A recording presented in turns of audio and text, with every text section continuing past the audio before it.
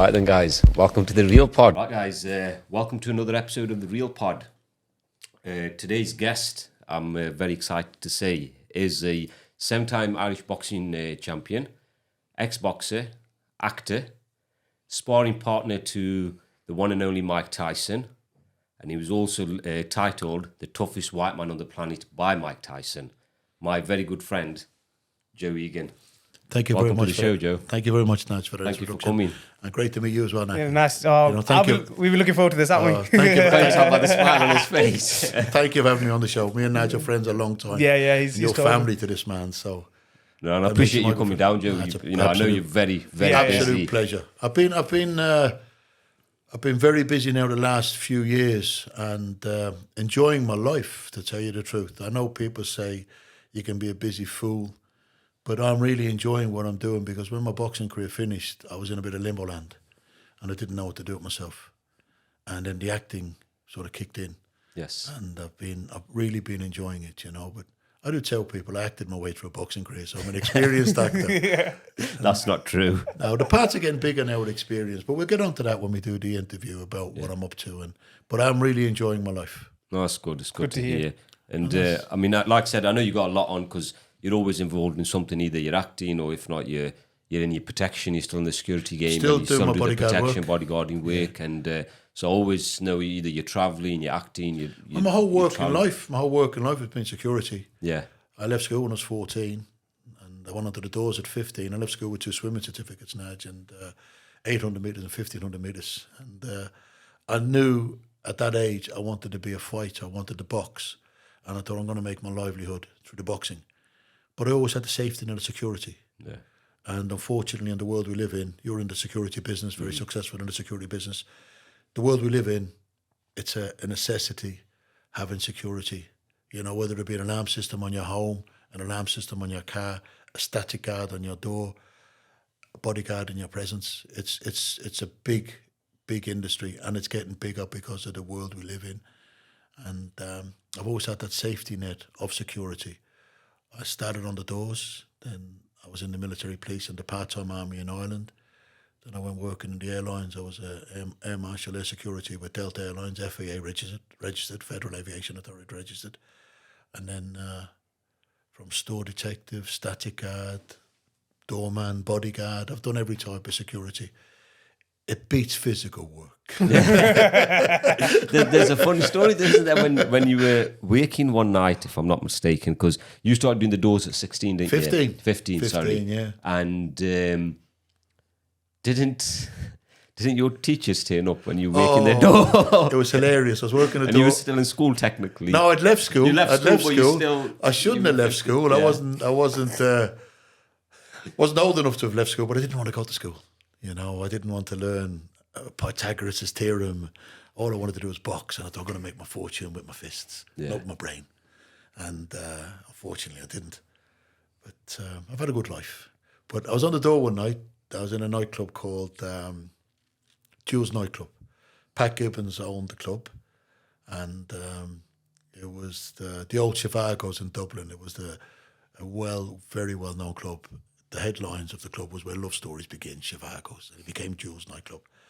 And Pat Gibbons and his wife Kate had the Sands Hotel out in Portmarnock as well, very successful businessman. Tragically, he was killed in the Beaujolais wine race plane crash. Kevin Marin, there were several killed.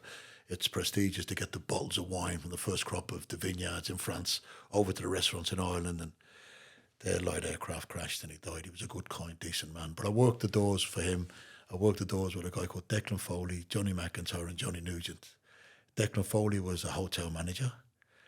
Johnny McIntyre worked with a commercial airline, and Johnny Nugent used to restore vintage cars. 3 good guys, professional guys. But they weren't fighting men. They thought I was 21. I was a boxer, so I was the muscle as such on the club. Yeah. So this particular night, we're setting up the barriers for the queues, and these 2 gentlemen came along, and as I stepped out to get the barrier, I've noticed that the 2 of my school teachers, Jim Doherty, and Jim Doherty was a physics teacher, and Mr. Cook was the English teacher. So as I've sort of glanced out, I've seen them being stopped by Declan saying about that dress code. They were in clogs, torn denims and ponchos. So Declan Foley, very well spoken, hotel management. He said, guys, there's a dress code to the club, and unfortunately our attire isn't suitable for the club. And Mr. Cook, very well spoken English teacher, he says, don't judge us by our attire. We're actually school teachers. Right? And as I sort of glanced down again, he saw me and he went, it's okay. And he was just about to say, it's a teenage disco. As he saw me, I've stepped out and I've pushed Declan Foley to the side. And I've looked at, I said, it's all right, Declan. These were my school teachers when I left years ago. And I'm winking, wink, wink. And I said, how you doing, Jim? Because we could call Jim Doherty Jim. He was a very cool school teacher. Yeah. There's no Mr. Doherty, you call him Jim. So I knew his first name. I didn't know Mr. Cook's first name. It's all right, Declan. I said, these were my school teachers when I left years ago. And I shook Jim's hand and ushered them in. So Mr. Cook said, what are you doing working? I said, I'm security. They think I'm 21. At that stage, I was 16, you know, and did a great night, you know, but it's a funny story. It's a funny story. I hope they're still with us, you know. And so, from obviously, you know, you didn't go to school, or rather, you did go to school, and you finished at 14. You left. Yeah, and high school. I regret not carrying on in school, because looking back, they're probably some of the best days of our lives being in school. You're surrounded by your school friends and no worries. No worries. You know, I didn't understand what worry was until it sort of hits you. It's like a sucker punch. Yeah. You know, worry. You know, because your parents have that worry. Yeah. You know, you're happy-go-lucky in school. But then reality. one of my sisters, I've got 4 younger sisters and 2 younger brothers. I'm the eldest of 7. One of my sisters went on to be a chartered accountant. So there is brains in the family somewhere. Like, you know.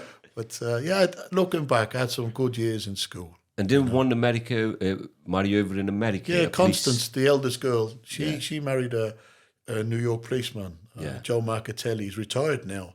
He was NYPD for 20 years. They have a thing in America, you can retire in the police after 20 years.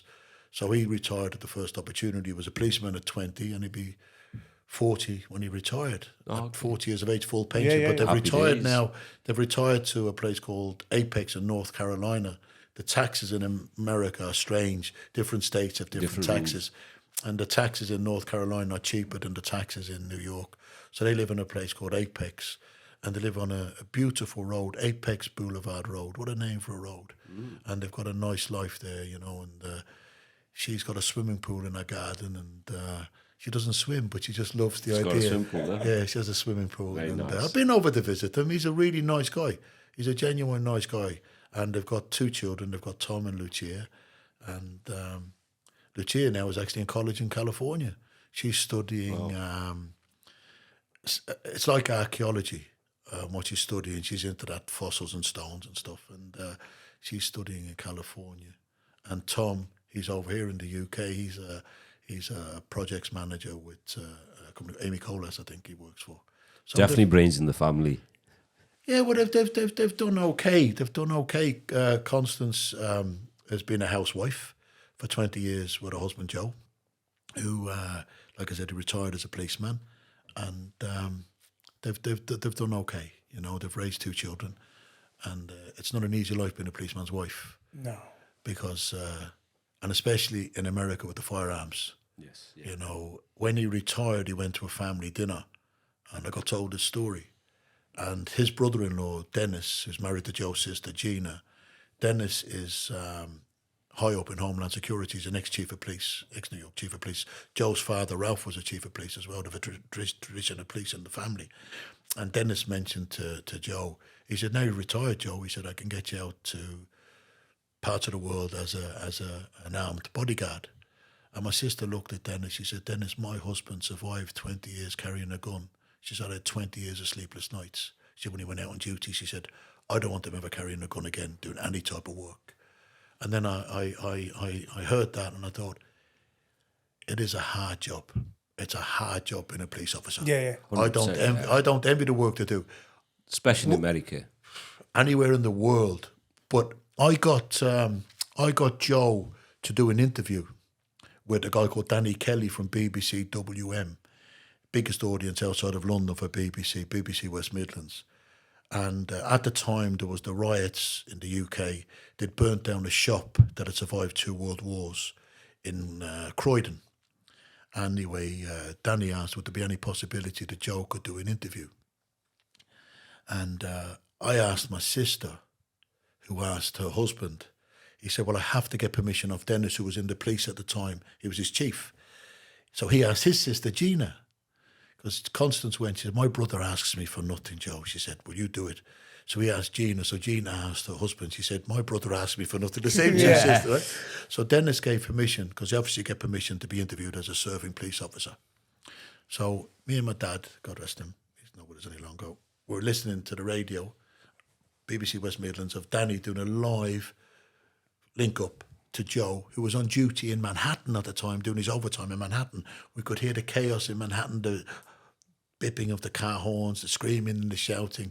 It was incredible. The interview was incredible. But Joe had agreed to do the interview as long as Danny doesn't ask him the question, has he shot anybody? Okay. Right? So Danny agreed to this. This is fact. I'm not making this up. Danny agreed to this. So they've started the conversation. He had a retired Australian police officer who'd been a British Metropolitan Police officer, went out to Australia, served in the Australian Police Force. So he's interviewed an Australian police officer, ex-Metropolitan Police. He's now got a serving New York police officer. It was the feedback he got was incredible, right? To get a serving New York police officer on duty at the time, right? So they've started the interview. The interview's going ever so well. And then Danny mentioned about, I'm sure you've what's happening in the UK with the riots. He said, yeah, we've been told. He said, we've been briefed. And I'm sorry to see that our counterparts in the UK having to deal with this. You know, it's hard enough to deal with your everyday crime and your everyday problems, issues, you know, but without having this thrust upon you as well. Riots, you know.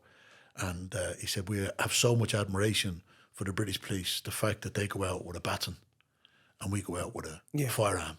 He said, to give us really a fighting chance, you know, because when you're up against that, you know. And Danny went, oh, so you mentioned the firearm. He said, have you ever had to shoot anybody while on duty? And Joe very politely said, I've raised my gun and I've asked the assailant to stop. He said, but you ever had to shoot anybody? He says, Danny, he said, I've just answered you the question. I've raised my firearm. And he said, I've asked my assailant to stop. He said, we just leave it at that, like, you know. Yeah. But it was very polite. Anyway, the interview carried on. It was a fantastic interview. So after they'd hung up, I'm holding my head with my dad. I said, oh, Joe's going to have it. He's going to be angry now. Happy, you know. So my sister Constance rings me. She said, I listened to the interview. She said she'd obviously hooked it up on the internet and that. She said, why did Danny mention that? She said, anyway, she said, Joe's going to go mad. So I rang Danny. Danny said, if he goes mad, he said, you tell him I didn't mention the gun first. He mentioned the gun first. Right? He said he was the one that said firearm. The fact that the New York police go out with their firearm and the British police go out with a baton. So I had to add the question. Yes. So when Joe came onto the phone to me, he said, Joe, I said, Danny had just told me what to say. I said, Danny's already told me because I was expecting you to come back at me. But you mentioned the firearm first, you know. But he's a good guy. But they've retired now and they've got a nice retirement. And that's good. It's good I to hear. boast about him being an ex-NYPD, you know, because people criticise the police, Natch, right? But look at the way society is. Like, you look at the way society is with the police there. Imagine what it would be like if the police weren't here. Yeah. Do you understand? You'd have anarchy and chaos. The Purge. Have you ever seen them films? Oh, I love them films. Yeah. I love It'll them be a movies. purge, like. Yeah, but that's just 24 hours. Yeah. We would have it Constant. 24/7. 24/7, yeah. You understand? And that's with the police there. It's hard. And it's right? still I don't chaotic. envy their job. And when people criticise them, see, when things happen and the shit hits the fan, or the shit hits the fan for us all at certain times, what's the first thing people say? Phone the police. For the police. They slate them, but they know that they're serving us. Yeah. Right? And I've had my run-ins with them. You know, I've had issues with them over the years, but it wasn't because I was doing good. You know, I've made mistakes in life. It says in the Bible, "He who's done no evil cast the first stone." I've made mistakes. We're not conditioned not to make mistakes. And I've been punished for my mistakes. But like I say, I'm still glad that they're there. Yeah. You know, and I won't condemn them the fact that they're there. I praise them the fact that they're there, you know, because I wouldn't want to be taking the law into my own hands because I'd never sleep. Yeah. You'd never sleep. 100%. Yeah. Yeah. You'd never sleep. There's so much crime out there. You wouldn't have. There's not enough hours in the day for us to take the law into our own hands. No. You know, and the thing is, let the people that are trained and are there to serve Take care of take this. care of it. Yeah. You know, and they do, so we can sleep soundly at night. 100%. And So obviously we drift on that. So you left school, obviously you started getting into security. Where did you get into the boxing side of things and into the gym? I got into the How boxing. did it start? I got into the boxing when I was a child. My dad came to the UK from Ireland. Ireland's greatest export has always been its people. We've gone all over the world to work. There's not enough work at home to sustain the population, so we have to go abroad to seek work and to make our lives better. And my dad came to the UK like a lot of the Irish, so we used to come over to visit him on school holidays, you know, in parts of the UK. He'd be working in London, Manchester, Birmingham, wherever he was working, we'd join him for a couple of months during the summer holidays or a couple of weeks during the Easter holidays or a week at the Christmas holidays, you know. So different times of the year we get to see him if he didn't come home to see us. Because like I said, there's 7 of us, so he had to provide for a wife and 7 children, which is a hard task. Anyway, when we were visiting him in Manchester, I made my Holy Communion in Manchester. I'm a Catholic, and I made my Holy Communion in Manchester. And when I was in Manchester, I got bullied because I had the Irish accent. And on the day I made my Holy Communion, I was holding onto my medal. 2 bully boys, I was like 7 or 8 years of age, 2 bully boys that were like 15 or 16 tried to take my medal, Holy Communion medal on my waistcoat. And as I held onto my medal, they knocked out my 2 front teeth, smashed in my 2 front teeth. All my years boxing, I only ever had 1 tooth knocked out. I got 2 teeth knocked out on the day I made my Holy Communion by the bully boys in Manchester because I was Irish, had the Irish accent. So while I was here, I tried to pick up the English accent to mix in. So when I went home to Dublin, I ended up getting bullied in Dublin because I had the English accent. Yeah. You know, so I've had to endure a lot of bullying in my life. And then I've got 4 younger sisters and 2 younger brothers, as I've said. So sometimes when the bullies would finish hitting me and they'd go to start on them, I would get back up and jump in, and they used to ask, don't hit them, hit me, bully me more. And I got to the stage to where I could absorb a beating, because I've had that many beatings in my life. It got to the stage that I could absorb a beating like a sponge absorbing water. I was immune to the pain. And people say about the boxing ring being dangerous. It was a lot less dangerous than being battered by the bullies, because in a boxing ring, you've got 1 man hitting you, you've got a referee, you've got a break in between rounds, you've got corner men assisting, you've got a referee to assist you, and you've got a doctors at ring care with medical. When I was getting battered by the bullies, I had none of them luxuries. You know, you got beaten to a pulp. You know, you wouldn't even be able to maybe get to a hospital or get to a doctor to get medical care. You know, you try and get home to the sanctuary of your house.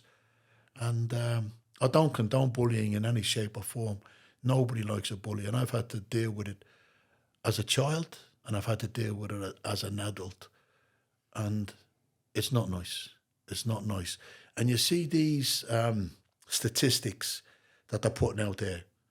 They're saying that there's young children committing suicide because of exam pressure. I lay a pound to a penny. There's a lot more to it than exam pressure. I guarantee you. 100%. It's bullying. Yeah. Right? It's bullying. And it's not highlighted enough. You know, when I was a kid, I suffered physical bullying many, many, many times. But you get an arm broken or a jaw broken or a broken nose, a doctor will say to you, that arm's going to take 6 weeks to heal. That jaw's going to take 4 weeks to heal. That nose is going to take 3 weeks to heal. It was physical bullying. Now there's children getting bullied. Mobile phones, Yeah. computers, Online. right? It's all cyberbullying. It's mad. Mental bullying. And there's no tariff that can say you're going to heal Yeah. in a certain time. And some of them don't heal. You know, you could get home, like I said earlier on, you get home to the sanctuary of your house and you close your front door. Your home was like a castle. Yeah. You were able to get away from the physical bullying. But now there's no sanctuary to the mental torture. Mobile phones, they've got you behind closed doors. Computers, they've got you behind closed doors.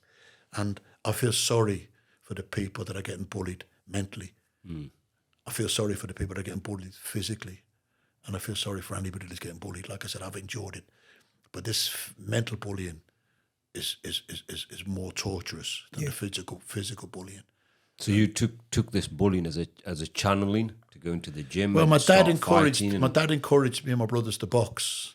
He said, "You got to learn how to fight." Unfortunately, I'm not there to be able to mind you as much as I'd like to be there, because I'm abroad trying to earn money to feed you. He said, "So you're going to have to be the man of the home, son." He said, "You're going to have to learn to fight." He said, "and look after your brothers and sisters." And that was at 10 years of age. And I started to learn how to box. Had my first boxing match at 11. I boxed Stephen Collins. Yes, yeah. And he went on to win 2 world titles. He was 12 and a half at the time. So that year and a half when you're 11 makes a big difference. Yeah. Anyway, he battered me. But it was no shame to get battered by a man that's gone on to be 2-time world champion, middleweight and super middleweight. 100%. I boxed him again when I was 16. He was 17 and a half. He still beat me again, but he didn't batter me as bad because I'd improved a little bit. Progress. I'd improved a little bit. But we're still friends to this day. I did a talk with him there, I did a talk with him recently in Hull, and we shared the top stage, and he's a character. Yeah, I've met Steve Collins. Yeah, he's a character and an incredible fighter. He done his apprenticeship in America, like I said to you earlier on when we were talking, Aki, about going to America to fight the different styles of fighting, because America's got them all. And Steve Collins went out and he did his apprenticeship in America as a pro under the Marvin Hagler camp of the Petronellis. And he sparred with Marvin Hagler, Marvelous Marvin. And he learned the trade. He fought for the world title against Mike McCallum. And Mike McCallum was after winning, I think it was the last 15-round fight in Madison Square Gardens. It wasn't the last 15-round fight of all times. He was after winning a title, his first of 3, against an Irishman called Sean Mannion. And Sean was from Connemara in Ireland, Gaelic speaking. And Mike McCallum, after the 15-round war with Sean Mannion, Mike the body snatcher McCallum said, "I'm never going to fight an Irishman again." Wind the clock on, he ended up fighting Steve Collins and had a war with Steve Collins over 12 rounds. He said, "I'm definitely never going to fight an Irishman again." Anyway, Steve fought twice for the world title, Mike McCallum and Reggie Johnson, and he lost both times on the distance, and gave a good account of himself. Very, very good account of himself. And then he lost to another champion called Sumbu Kanambe for a European title while he was based in America. So by the time he came over to the UK, he'd already had a hard, seasoned apprenticeship as a pro. So by the time he came to fight the likes of Nigel Benn and Chris Eubanks, he won his first title against Chris Pyatt from Leicester, former middleweight champion. And then he went on to win the super middleweight titles against the best that Britain could throw them. You know, Chris Pyatt was a world champion, Chris Eubanks a world champion, and Nigel Benn a world champion. Some of my favourite fighters. And Steve beat them after having a hard apprenticeship in America. So he earned his titles the hard way. Yeah. Not saying that they give titles away easy, but if any man has earned them the hard way, he earned them the hard way. You know, he done his apprenticeship in America, in them gyms in America, with the likes of Marvin Hagler. And he went up to California under the guidance of Freddie Roach and sparred with men up in California, some great world champions. Nice. You know, so he's a seasoned campaigner. And still looking $1 million now. He looks like he could get in and fight. He looks like he's an incredible. He works with the British Army. He works as part of the mental, physical training of the British Army. And he does so much for charity as well. He's a great guy, Steve. He's a great ambassador for boxing, and he's a great ambassador for Ireland, because boxing doesn't just need great fighters; it needs great ambassadors as well. 100%. And I think he's a great guy, good friend. So that got me into the boxing, being bullied and being battered. Dad wasn't there, like I said, to look after us, and I had to look after my 4 younger sisters and 2 younger brothers to the best of my ability. And I learned how to fight. I learned how to defend myself, and the boxing stood me in good stead, like, you know. And I went on to win 7 Irish titles. I won, first one was an under-19. I won 2 under-19 titles. I won a junior title and I won 4 senior titles. 1 year I won the under-19s, the junior and the senior in the same year. Same year? Same season. Yeah. Same season. And then I got the box for Ireland. To represent your country at anything is a great achievement. You know, and I got the box for my country.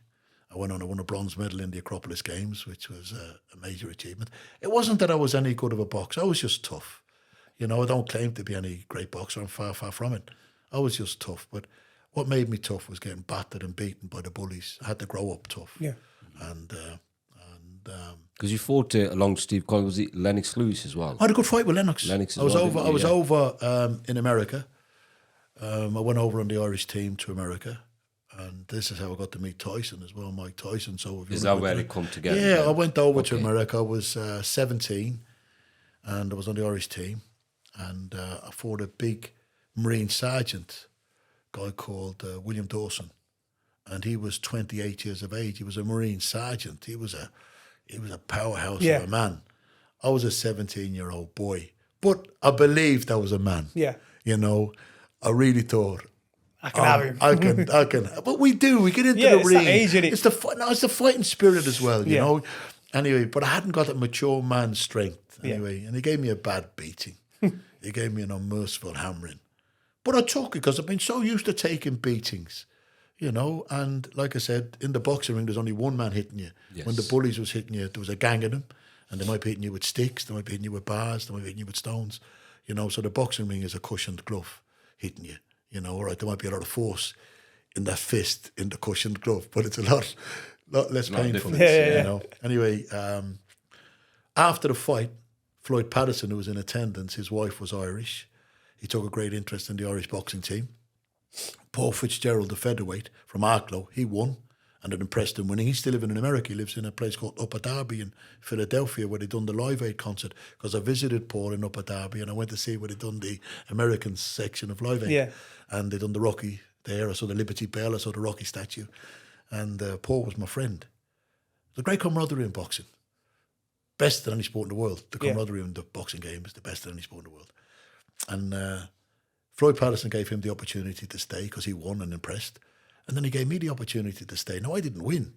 So whatever I did to impress him was You've done something right, though, definitely. So he said to me, he said, look, he said, you got a lot of courage and you're gifted with that.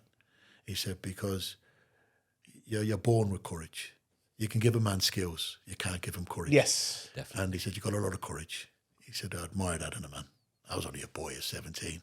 To get this compliment from Floyd Patterson was incredible. He said, we can improve your skills. Would you like to stay on in America? And I thought, would I what? Of course I would. I'd love to. So I phoned my mum. I said, Mum, I'm staying in America. She said, oh, son, you'll never come home. I'll be home next year, Mum.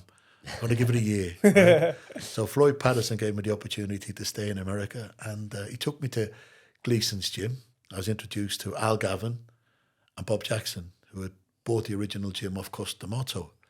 And I sparred a couple of pro heavyweights in Gleason's gym. I sparred with Art Tucker, who was a good heavyweight, and another heavyweight, I can't remember the guy's name. And I gave a good account of myself, you know. I was a young novice Irish boxer, but I was game, you know, and I gave a good account of myself. Anyway, Al and Bob said there's a young heavyweight in the Catskills called Mike Tyson, and he's looking for sparring partners. I'd never heard of Mike Tyson. He was 17, the same age as me. I'm actually 6 months older than Mike. Mike is June 66, I'm November 65. So I'm 6 months older than Mike. Anyway, I was just happy to hear that he was younger than me. Because I've been so used to fighting men, and especially recently after fighting a 28-year-old Marine sergeant. So to fight a guy that was younger than me, or to spar with a guy that was younger than me, I was over the moon. Had you seen him by now? No, I hadn't seen him at this stage. No, just heard about his age. Nothing. Okay. You know, I hadn't met him at that stage. Okay. So I'm in Gleason's gym. I'm just happy to hear 17, to be there, younger than me, and I'm happy to be in America. So they took me to the Catskills.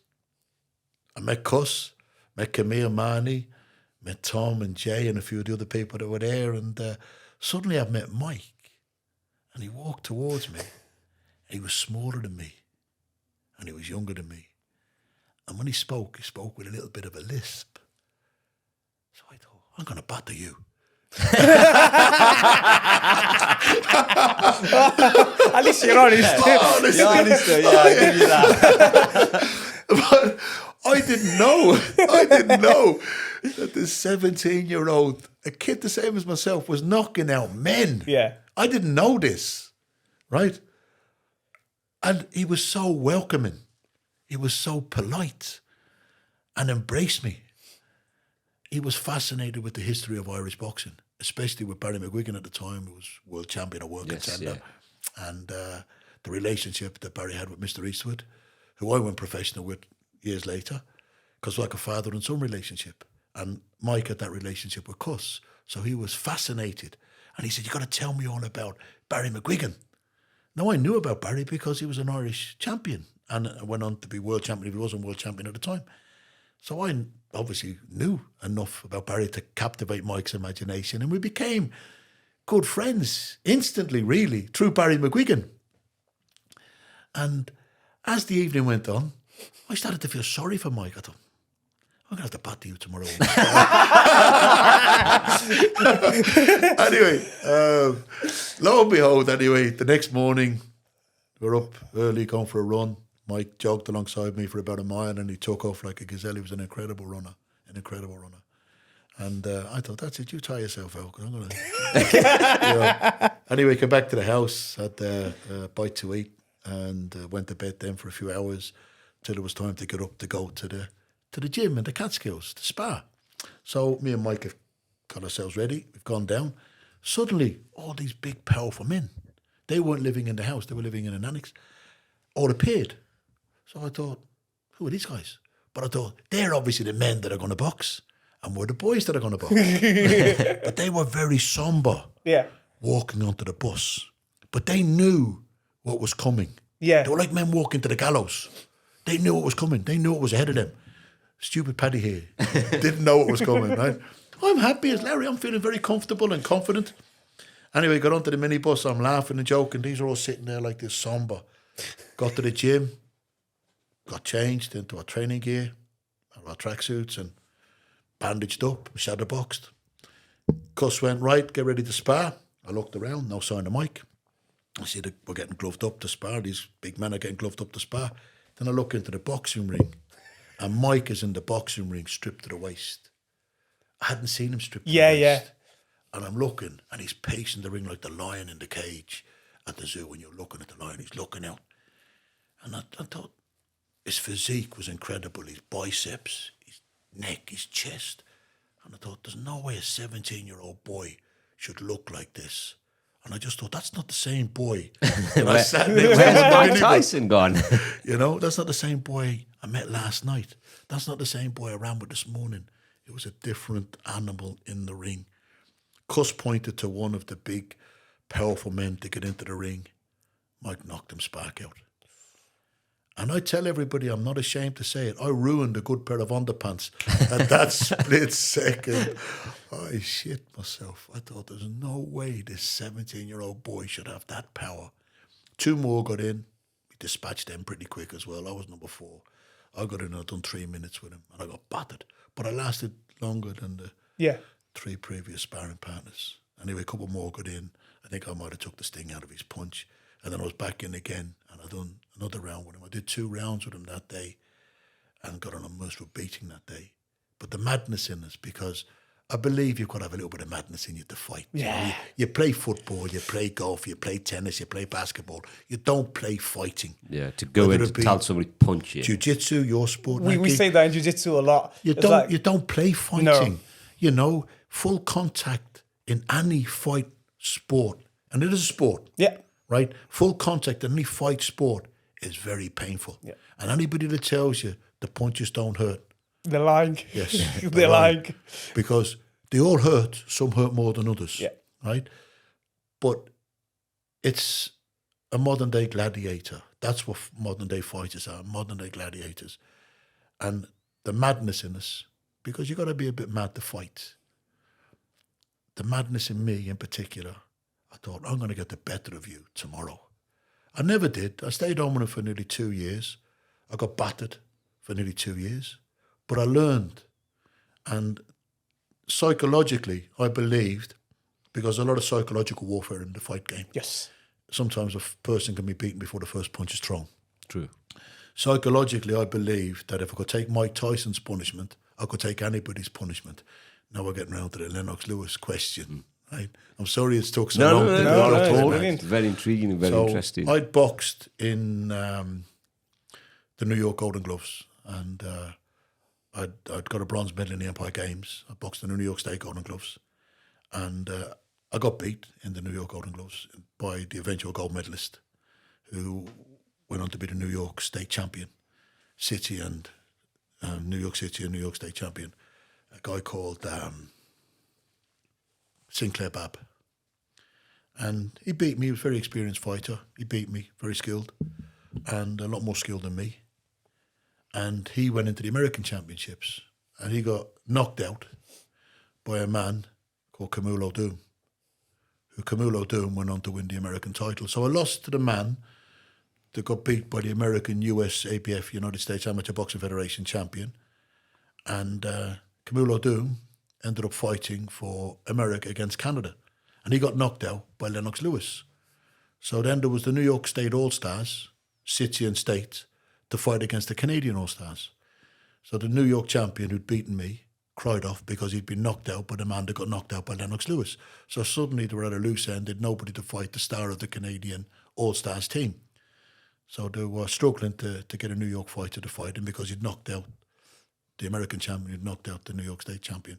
So I said, I'd fight him. They said, the man that beat you got knocked out by the man that got knocked out by Lennox Lewis. I said, but I wasn't knocked out. And I believe that if I can take Mike Tyson's punishment, I can take anybody's punishment. Yeah. And Lennox was number 2 in the world. He'd won the bronze in the 1984 Olympics. He was Pan American Games gold medalist. This was 1985 on Alexandria Bay, the Thousand Islands, which is on the Canadian border. The star of the New York team was a fighter called Frankie Lyles, who was welterweight, who went on to win the world super middleweight title. So both stars of the champion, both stars of the Canadian All-Stars and the New York All-Stars, both the stars went on to shine, both won world titles. And anyway, I boxed Lennox. I got battered by Lennox. Stayed on my feet for the 3 rounds. Got battered by him. But it was an honour to share the ring. The man went on to win the world heavyweight title. Yeah. He got the gold in 88 after I boxed him in 85. So he got a bronze in 84 Olympics and a gold in the 88 Olympics. Went on to win the world heavyweight title. Was an incredible fighter. The 2 men that beat him, Hasim Rahman and Oliver McCall, both beat him. But on both times, he wasn't prepared for the fight. When he was fighting one of them, he was doing an Ocean's 11 film. And when he was fighting the other one, he was doing a Nelson Mandela publicity tour. When he prepared to fight them, he beat both of them in the return matches. And Yes. there's an old saying, fail to prepare, be prepared to fail. Yeah. And he failed to prepare for 2 of them fights. And when he did prepare for the rematches, he beat them quite easy. Yeah. Lennox was an incredible fighter, and he beat me quite easy. I've sat down with Lennox for a game of chess. He's beaten me at a game of chess as well. He's a masterful chess player. Yes. But it's a lot less painful to lose at a game of chess than it is in the boxing ring. But he's an incredible fighter. He was always in the shadow of Mike Tyson. Yeah. Like a lot of heavyweights was in the shadow of Mike Tyson, because when Mike fought, the atmosphere at the venue, the world stage for boxing was put onto the world stage. Yeah. Because the world was captivated by Mike Tyson. At one stage, they said Coca-Cola was the most spoken English word in the world. At one stage, Tyson overtook that. His surname was the most spoken English word. You go to the outbacks of Australia, Asia, anywhere in the world. Who doesn't know Mike Yeah, Tyson? everyone knows Tyson. Tyson. Yeah. Coca-Cola, Tyson. His name was up Yeah, there yeah. and took over as the most Coca-Cola. spoken English word with all the languages in the world, Tyson. And still to this day, he still captivates. His name is incredible. And Tyson Fury has obviously Yeah. highlighted that again. Yes, yeah, the name Because Tyson. when Tyson Fury was born, this is fact, John Fury, his father, is my friend, and Tyson is my friend. Tyson was given last rites on the day he was born. He wasn't going to survive. And the priest, the devout Catholics, was called, and the doctors were saying, look, John, your boy's not going to survive 24 hours. And John said, I beg to differ. He said, not only will my boy survive, my boy will go on to win the world heavyweight title. What a prediction with Yeah. your child after being born on death's door. And he survived, and he went on to win the world heavyweight title. He's an incredible champion. But he was christened Tyson Fury, and he has carried on the legacy of the Tyson the name, and what a surname as well, Fury. Fury, yeah. And is an incredible champion. Yeah, An no incredible doubt. champion, and a really nice guy into the bargain as well.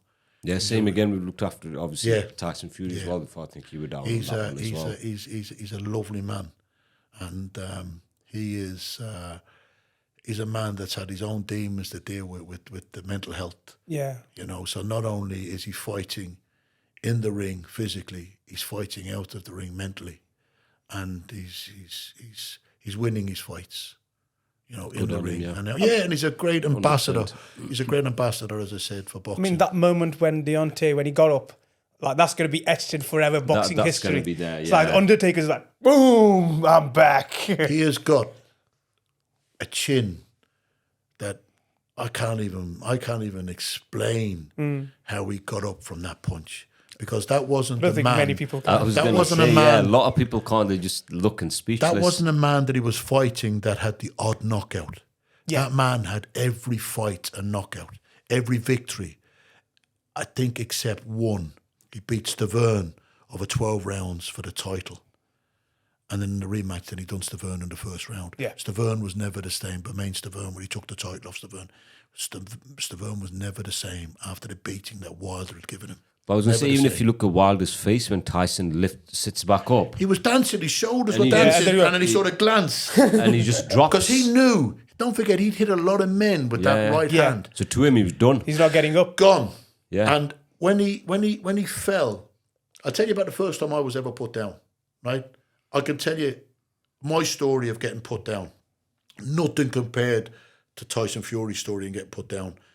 But when you're knocked out, you're knocked out, right? And Tyson Fury was knocked out. When he hit that deck, it actually woke him up. When he hit the deck, it woke him up, right? He was unconscious. When that punch from Deontay Wilder landed, Yeah. You see his eyes roll. he was gone. He was gone. How the man got up is, to me, beyond belief. Yeah.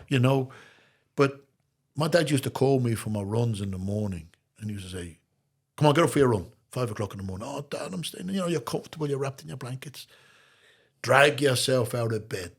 He said, "It's like dragging yourself off the deck when you get put down." I said, "Dad, no one's ever going to put me down. No one's going to put me down." I had that belief. Yeah. Right? No one's going to put me down. Anyway, I boxed in the Acropolis Games, 1987. And I fought an Italian, Luigi Guadiano went on to win the European title. And I fought a Canadian, French-Canadian. So I had 2 hard fights. My left eye was badly damaged. And then I went to the semi-final stage where I'm guaranteed a bronze medal. But I shouldn't have passed the medical. But the Greek fighter, Georgios Stephanopoulos in Athens, it's 21 countries, the Greek fighter had got a bye in his first fight, then he'd only had his second fight, so he'd only had 1 fight. Yeah. If they'd have given him a bye in the third fight, he would have been into the final with 1 fight. Yeah. And the man he would have been fighting in the final would have had 3 fights. So they passed me on the medical, knowing that my eye was damaged. I shouldn't have passed the medical. I let my heart rule my head. My corner man at the time said, "Joe, your eye's too badly damaged." I said, "The doctor said I'm able to fight. My fighting spirit. I'm going to get in. If I win, I'm into the final. I could win a silver medal, guaranteed. I could get a gold." The madness. I only had 1 round. The eye was badly damaged, and it closed after the first round. So I came out for the second round, and I never saw the punch coming. My eye was completely closed. I turned on, and he knocked me out. I didn't see the punch coming. And like Tyson, I fell. I've hit the deck. I'm lying on my back, unconscious. I started to come round. And I think I'm in bed. I'm lying in my bed, my comfortable bed at home. And I'm going like this, looking for my bed sheets, Yeah. pulling my bed sheets over me. My 2 cornermen, Mickey Hawkins and Jerry Hanna, they thought I was calling them into the ring. I wasn't. I was Yeah. looking for my bed sheets. Yeah.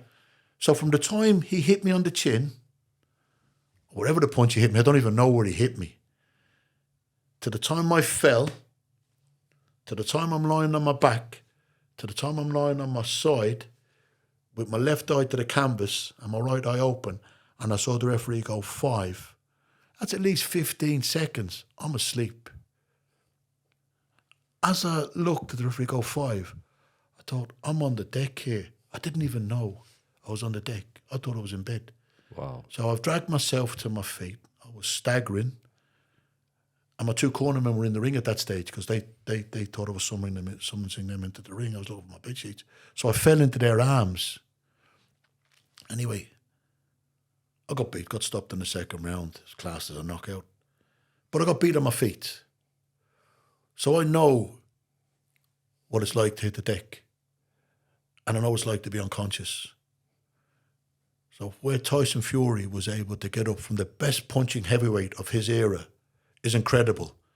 But not only to get up, but to go on to the attack. Fight to go on to the attack. Because you're trained that when you're stunned, hold on. Yeah. You know, and I've held on many, many times in fights. I've been stunned many, many times. I've held on some fights. You wouldn't have got me off my opponent with a crowbar.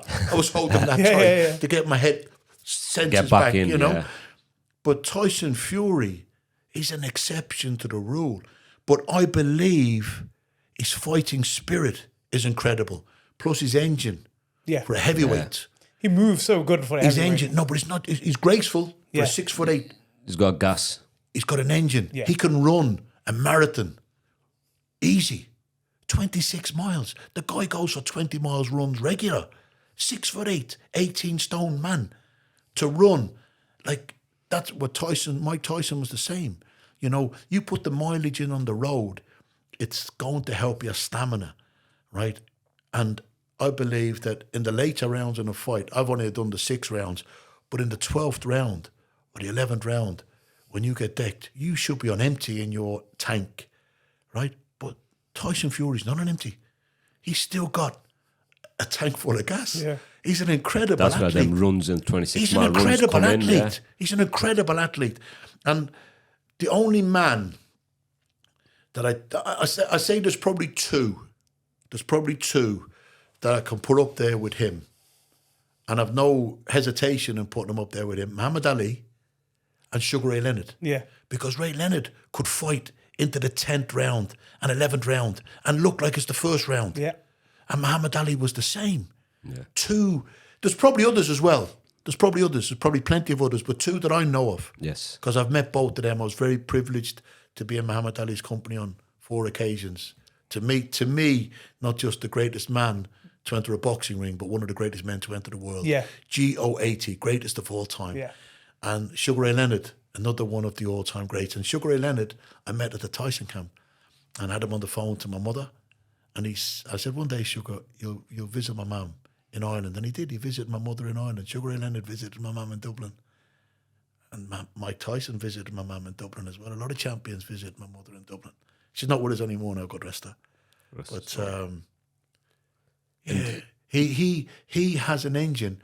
And Ray Leonard, you look at the fights that Ray Leonard had with a great era. I mean, them 4. Hagler, Hearns and Duran. Yeah. But Ray Leonard's engine. He beat them all. But he was so graceful and just his movement. And Muhammad Ali was the same, his movement, poetry in motion.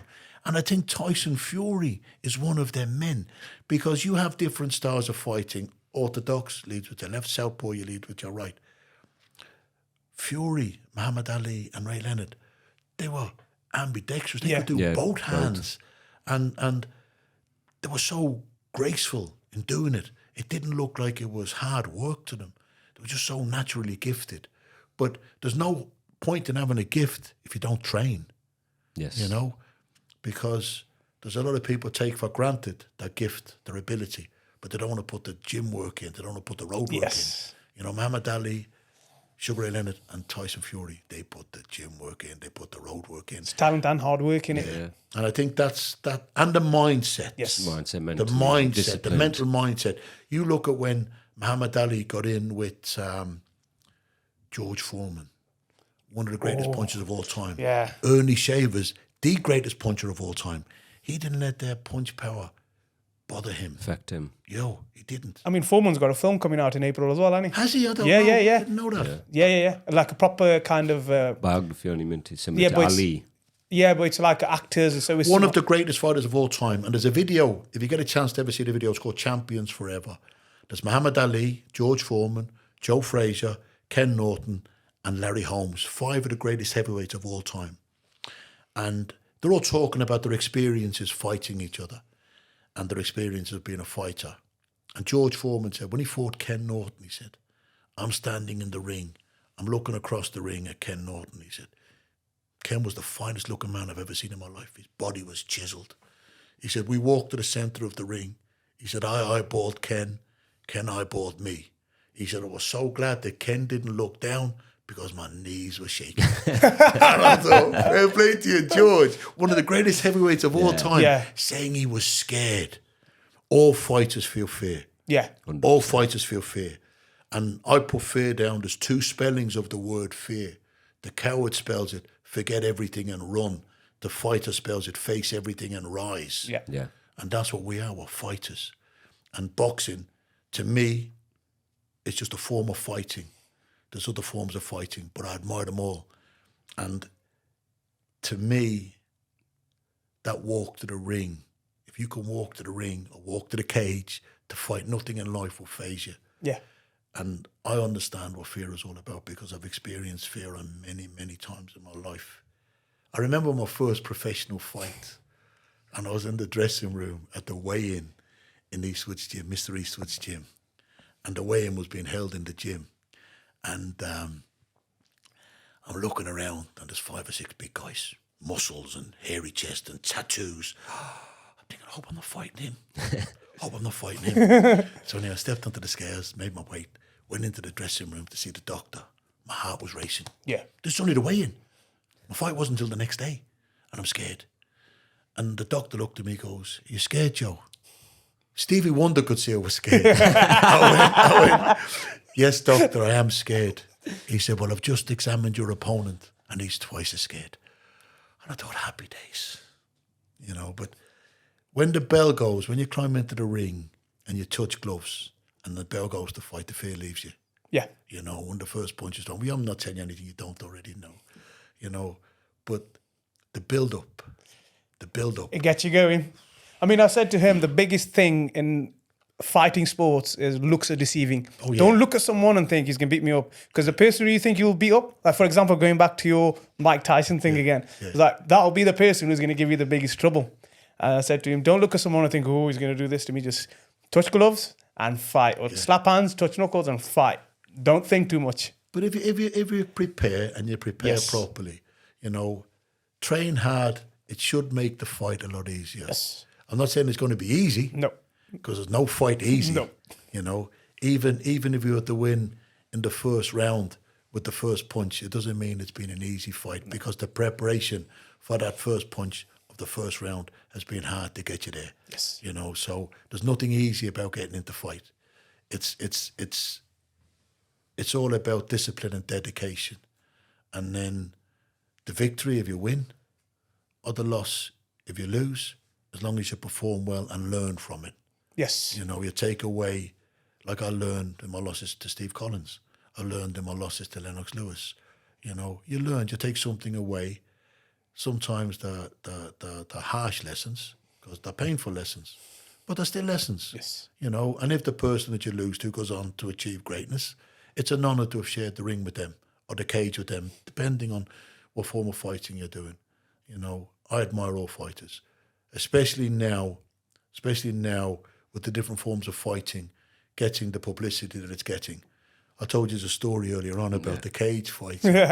And should I tell that story? Yeah, go for it. 20 years ago, I was invited to a cage fight.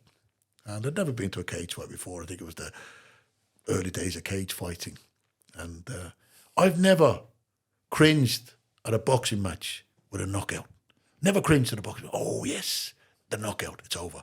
I've cringed a little bit at the beatings the fighters have took, you know, when they're cut to the bone, they can't see it, going, oh, referee, stop the fight, stop the fight. they're getting damaged ultimately. But the heart, like I said, sometimes rules the head. Yeah. You know, the last person to know the beat is the fighter. Do you understand? That's why we have compassionate referees, compassionate doctors, and really compassionate cornermen. You know, they've got to rule with compassion. It's not your day, live to fight another day. Yeah. Right? And don't have an injury that might finish your career, right? We all want a fighting chance. And when you can't see because of blood running into your eye, it's time to stop. Even though you want to carry on fighting because your spirit wants you to fight, you can't see. I've been cut to the bone, so I've had blood running into my eyes. Got 64 stitches after one fight. Got stopped in the 5th round. But you can't see. You can't fight. You can't block the punches. You can't even throw the punches on target because you can't see. So the fight's got to be stopped. Anyway, what did I start that story from? The boxing fight, the Cage bare-knuckle fight. Cage fight, you went yeah. to. Sometimes I regret having that last fight. Anyway, I went to the cage fighting with my dad. Ian Machine Freeman was doing the comparing, one of the great cage fighters. Early days, he was the... He's well known in the UK. Yeah. And we watched this fight, sitting ringside at the cage, and the guy was knocked out. Like when Tyson Fury got hit with that punch from Deontay Wilder, like I got hit with that punch from the Greek, Stephanopoulos. He was unconscious as he was falling to the mat. But the referee wasn't quick enough to get in to pull his opponent away. And the guy's grabbed his elbow and he's came in and he's come down on the cheekbone, the eye socket. And he couldn't defend himself. And the eye socket and the cheekbone was smashed in front of my eyes at ringside. And I went, oh, God, Dad, jeez. Blood squirted everywhere. And I looked at my dad, I said, this is barbaric. This is savagery.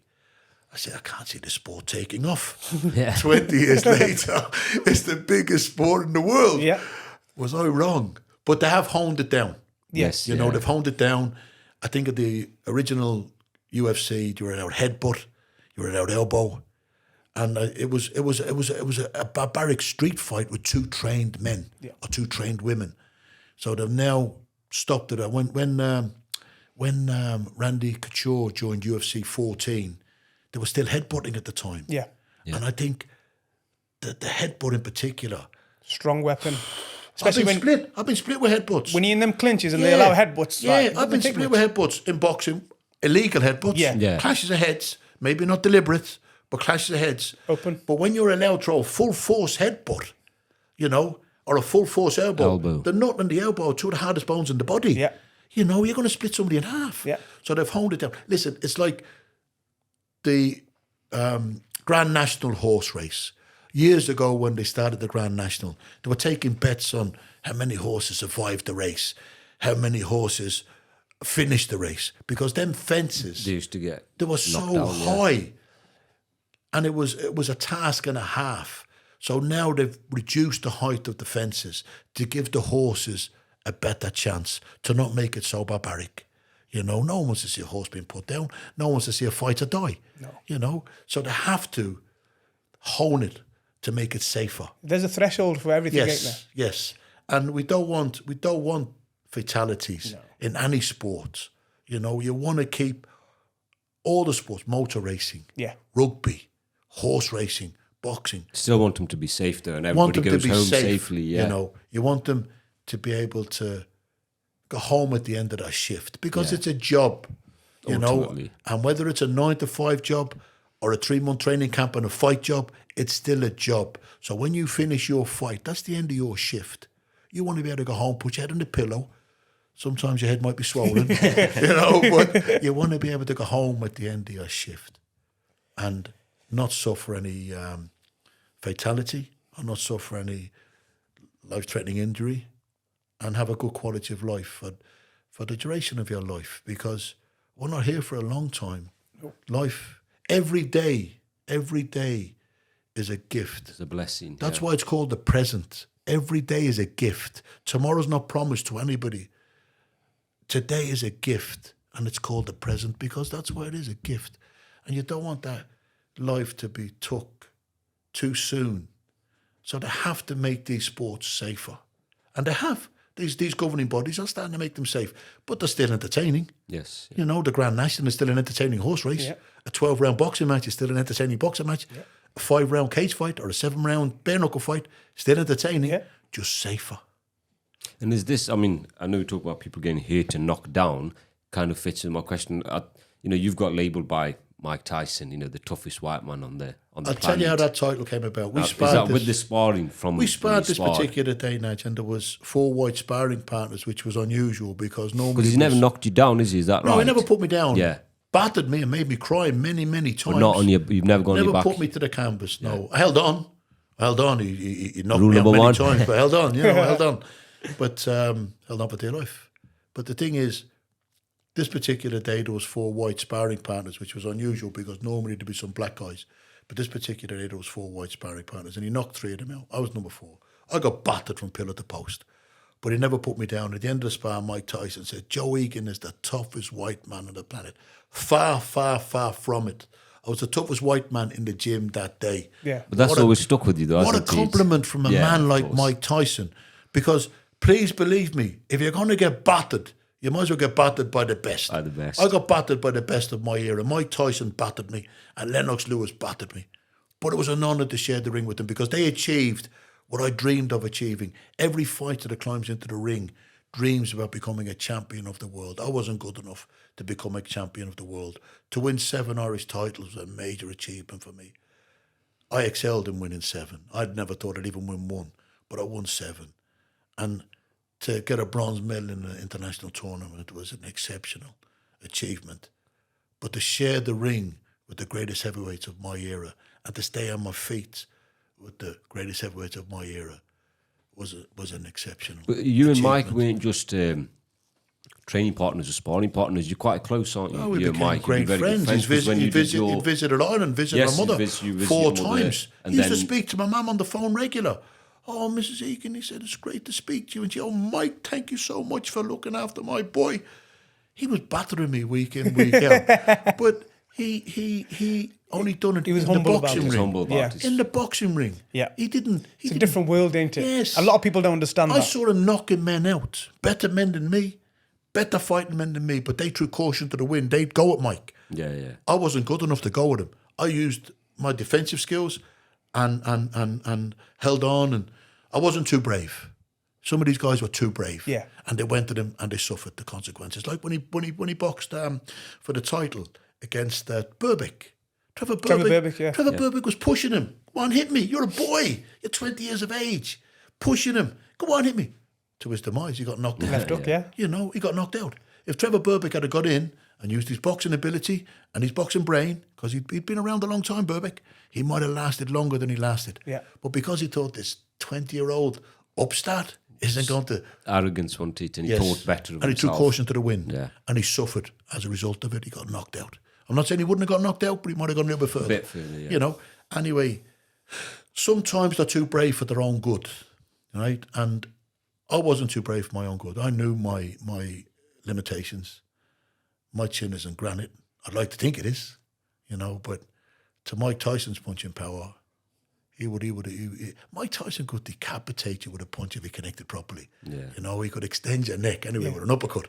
I've seen guys a couple of Yeah. inches taller by the time they come out, Still you know. go down, yeah. But he was an incredible puncher. No, because the reason why I say that, naturally, people will train with people over the years in camps and they come and go. But you and Mike have always stayed in touch, and like I said, Yeah, we visited speak your mum regular. in We speak Dublin, regular, he's you visited you. He's even come on to, and we've got a book here as well of yours, one of your books. He came to do the unveiling of this, the launch, didn't he, in Canary Wharf? He launched the book in Canary Wharf in 2005. I did a show. I did a show in London with the great Joe Frazier. Yes. I shared the top table with Joe Frazier. I'd sparred Mike for the Marvis Frazier fight. Mike had fought Marvis, Joe's son. Pardon me. So I shared the top table. It was a great privilege to share the top table with these legends, these great, great fighters. I was so proud. Loads of stars in attendance, but there was a man in the audience called Cass Pennant. Yes. Now, Cass had a book publishing company called Pennant Publications. And my nephew was a West Ham fan, so he knew Cass, knew of him, because Cass is a West Ham fan. Football lads, Legendary West Ham fan. So after the talk, I introduced myself to Cass. I said, "Hello, Cass." Shook his hand, Joe Egan. And he said, "You spoke well." I said, "My nephew told me all about your books." I said, "You might write a book about me one day," you know. Anyway, he said, "They come to the office tomorrow." We said, "We'll have a chat." So I went to his office the next day, and he was on Tottenham Court Road. And he said, "If you can get Mike Tyson involved in the book," he said, "I'm sure we could do something." I phoned Mike straight away, right? I phoned Mike straight away. Mike was in Brazil at the time, and I spoke to him on the phone. "Hey, brother Joe, I said, Mike, I'm with a man called Cass Pennant. I said, and he might do a book about me.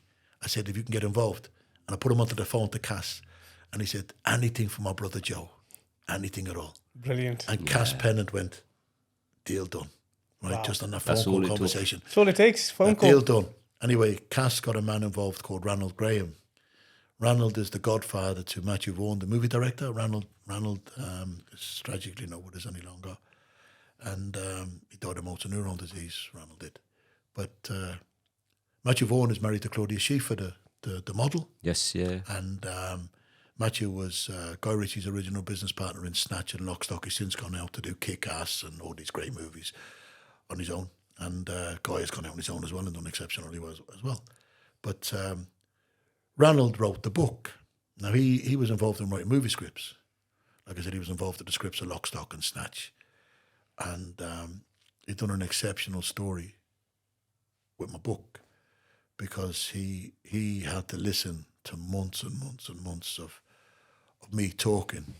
And people say, you kiss the Blarney Stone, you get the gift of the gab. I think I took a bite out of it. You know, because, I like to talk. I just like to talk. Brilliant. You know, I do like to talk. So Ranald suffered months and months. He was living in Hastings, and he used to go down at weekends and stay. And he made tapes. He'd ask me questions. He'd trigger memories in my mind. And we've all got a sponge there that absorbs memories, and he'd trigger memories. Some of them sad memories. You know, it's been a bit of a roller coaster of a journey. And some of them not so sad, and then some of them very joyous, you know. So at different stages of the interviews, I would cry. At different stages of the interview, I would laugh. Anyway, when you'd had enough of information, he got it all typed up from the tapes, and he sent it across. I'm not telling you a word of a lie. This height off the floor, A4 paper. Wow. And he said to me, he said, Joe, would you read that? He said, yeah. He said, and go through it. He said, and see if there's any words that, he said, I might have spelt wrong because of the way you say them. Because we have a strange, different dialect, the Irish. We say Accent, words, yeah. you know, they don't spell the way they come across, Yeah. you know. So, not that I'm any good at spelling. Like I said, I left school when I was 14. I'm not good. I'm not very academic. So I said, oh, would you? So, I'm not a great reader. Over a couple of months, I read this pile of A4. And it was quite interesting, to tell you the truth, because when I thought about it, it's at different times of your life, but now you're reading it, and then it was interesting to read, you know, even though I knew the story. Yeah. You know, it was interesting to read. Now, we took it from this to this, and people say to me, have you read the book? And I said, no, I've never read the book, because I read, like I said, this pile, so I don't know where it went from this into this, but Mike Tyson agreed to launch the book, and it was launched in Canary Wharf in 2005, and it brought Canary Wharf to a standstill.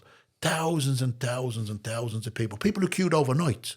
There were several world champions in attendance. I was just going to say, very sort of besides the public, several people world came out champions for in you, didn't attendance. they? I know everybody was there for Mike Tyson, but Mike Tyson was there for me. Yeah. He was my friend. Because Barry McGuigan came as well, didn't he, for oh, you? I've got to tell you about this, Nigel, right? I told Barry, listen to this. Let's say this. I told Barry McGuigan the friendship that I built with Mike Tyson was down to me knowing him. Yeah. And I didn't even know him at the time. I just knew of Barry because he was an Irish great boxing champion. I'd met the man at a couple of boxing tournaments, and I was able to say to Mike what I knew about Barry. And we built the friendship from the first moment I met him because he was fascinated with Barry McGuigan. Right? I've got photographs on my phone of Barry McGuigan queuing up. Didn't he? Yeah. He queued up with the normal people in Canary Wharf. Just to get a book. A featherweight champion of the world. He came with his son Shane, and he queued with everybody in attendance and came to the front of the queue. I've jumped up. I didn't know Barry was there. I've jumped up. I got the photographs. Barry McGuigan. Mike Tyson's jumped up. Barry McGuigan. Barry was sort of took back that Mike Tyson was in awe of Barry. Shane, this is just my dad. Yeah. But Barry McGuigan is a great Irish world champion. Yeah. Anyway, Mike ushered Barry around the tables. Mike embraced Barry and held him with an affection. And this was, I'm looking at this, I'm thinking, I've told Barry, you know, the effect. And anyway, Mike asked would Barry come back to the Hilton. We were in the Hilton Hotel in Park Lane. Would he come back so we could have a private audience just to talk? And Barry was in awe of Mike Tyson. And Shane, I think Shane was 16 at the time. He was in awe. And they had their own private audience. But I told Barry the friendship that we built. But Barry attended. There was Alan Minter was in attendance. Paul Silky Jones was in attendance. Charlie Magri was in attendance. Dave Boy Green was in attendance. Frank Bruno was in attendance. Great champions, all in attendance at different stages of that signing on the day. Thousands of people. And like I said, it brought Canary Wharf to a standstill. Yes, everybody was there for Mike Tyson, but Mike Tyson was there for me. People say I milk it about Mike Tyson. I probably do milk it. No. But I've earned the right to milk it. It's respect. I've earned the right to milk it. And until my last breath, and I hope it's not for a long time, I always talk about Mike Tyson and my friendship. And you I should. would say you've always spoke very highly of him, very humble, very respectful of him. And like you just said earlier on, when Cass said to you about a book and possibly, but as long as Mike Tyson. So ultimately it was a phone call and Mike anything done for me my so brother Joe. proud. So Mike that done kind me of speaks so for proud. itself, I think. I will tell you the first time we visited my mother in Dublin. We were speaking this particular day, and Mike had been speaking to my mother on and off for 22 years. They'd never met. They'd been speaking on the phone for 22 years, and they'd never met. So this particular day, I'm with Scott Welch, who was the British and Commonwealth heavyweight champion, fought 12 rounds for the world heavyweight title. On the Tyson Holyfield undercard, Scott had fought Henry Akinwande. So Scott was a friend of Mike's as well. And Mike said to me, "How's your mother doing, Joe?" I said, "She's not so good, Mike." I said, "She's had a lump removed from her throat." And my Uncle Brian, my mum's brother, had died at 47 with cancer, throat cancer. Never smoked in his life. My mum was a heavy smoker. And we were worried about it being cancer. So Mike said, "Let's go and see her mother, Joe." So me, Scott, and Mike jumped on a plane and we're in Dublin. Hysteria. Dublin, the capital of Ireland, is the crowds that want to see one of the greatest heavyweights of all time, the youngest heavyweight champion of all time. Custer trained Floyd Patterson, who was the former youngest heavyweight champion of the world. Mike took over that mantle, heavyweight champion of the world. Well, he was unified as well, Tyson was, wasn't he? All 20 three. years of age. Yeah. Right. Anyway, the hysteria in Dublin. So my mum has been released from the hospital because there was a bug in the hospital. I don't know what the bug was. Back then, was he not MRSA or something One like of them that? bugs. Yeah, One of them did some bugs in the hospital. Hospitals, didn't And it wasn't a safe place when you're vulnerable to be. So they released her. She wasn't able to look after herself, so they released her to the care of her sister. So she's now in my auntie's house. So we've now gone on to a housing estate in Dublin, the same housing estate that my family was evicted from in 1986. Right? Me and my brother, I'll tell you this story, Nige, right? My life has been a hard journey. Right? Me and my brother used to chop sticks. We used to buy a bag of logs for £1.50. And we used to get the inner tube of a car, and we used to cut the inner tube of a car into a big elastic band. And we would make that £1.50 bag of logs into £7.50 by selling bundles of sticks. My brother was 13, he was 12 and I was 13. So we were less than 14 years of age. Anyway, two boys chopping sticks. And we'd done that for a couple of years, and we made money, right? So at the time, the Dublin Corporation, which is the council, had got information that we were running a business from the back of our council house, 6 Bremen Grove. And the council put the rent up to maximum rent, and they backdated it for 2 years. Wow. And they said we owed them £6,000 Back then. In 1983, 84, 81, 82, I can't remember the exact years, 81, 82. So in 83, 84, it's all come to light, and they're now backdating the rents. And we were two young boys making a few pounds chopping sticks. Yeah. And my dad came home from England, and he fought a court battle with them, because it was wrong what they were doing to us. It was wrong. I'm not saying it because of my family, but it was wrong. Anyway, my dad was winning in the courts because what they were doing to us was wrong. It's since been proven to be wrong. Yeah. A lot of them council and corporation officials were since proven corrupt. Corrupt. Right?